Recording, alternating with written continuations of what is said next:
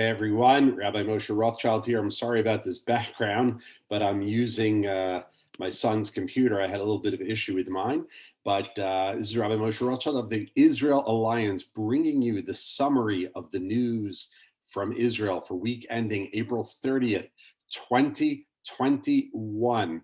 And this has been a very difficult week here in Israel, just starting with the top story from last night. At least 44 people were tragically killed and as many as 150 injured, 23 of them critically, when a stampede broke out last night during festivities in Meron, which is in the Galilee, on it's a holiday called Lag BaOmer, and over 100,000 people were gathered in Meron to celebrate this festive night. And they come to the grave of a very holy sage who passed away on this day. I'm not going to get into the details, but it's not 100% clear what happened. But there was people got trampled and 44 people were killed. The country is reeling right now, and they've declared Sunday to be an official day of mourning. So very, very tragic news here in Israel. Sorry to start with that, but that's what's going on. This week during, which is Ramadan now, which is the Muslim month of fasting, has been all kinds of rioting going on by the Damascus Gate. The police arrested a lot of people, had to disperse the crowds.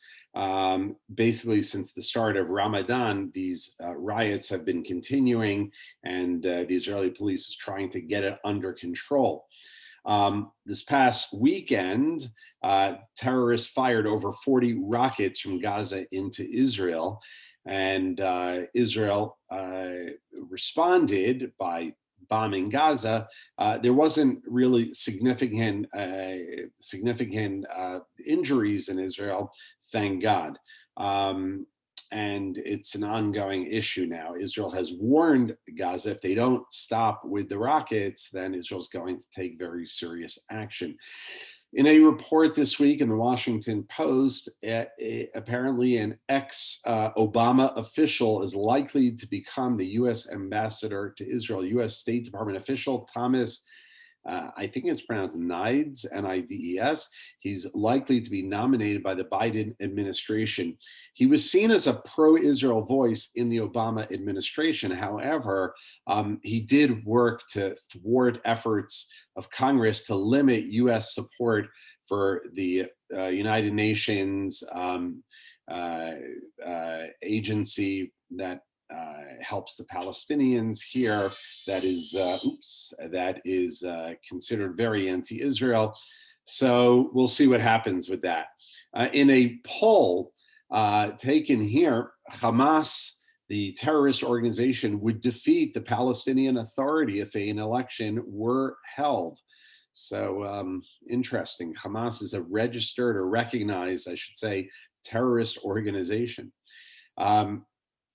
The State Department of the United States issued travel warnings to Israel, saying that there is a quote unquote a high level of COVID. So Israel has been fighting back against the US State Department because it's quite the opposite. We have probably one of the lowest levels of COVID in the world today. Israel has almost completely opened up.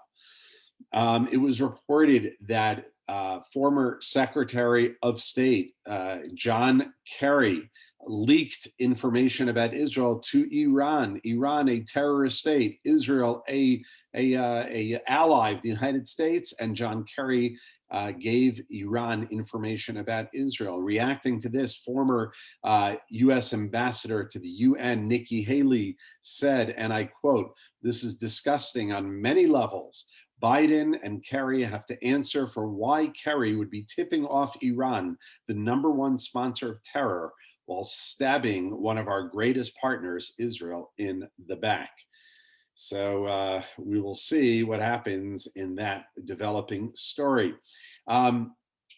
It seems that Netanyahu is not going to be able to form a government, and he's going to to give back the mandate to the president, Ruby Rivlin, and we will see who will be given the next opportunity to form a government here in Israel. Now, I will be traveling to the United States first time in about almost a year and a half, leaving Sunday, May 2nd, very early in the morning. And I will be speaking in Louisiana, in Missouri, in Oklahoma, and I will be in Florida the following week, the week of the 9th. So if you want to see me, hear me in any of these places, put a note down below and someone will reach out to you. By the way, say hello, say shalom in the comments below. Love to hear from you. All the best and wishing everybody out there Shabbat Shalom. This is Rabbi Moshe Rothschild of the Israel Alliance.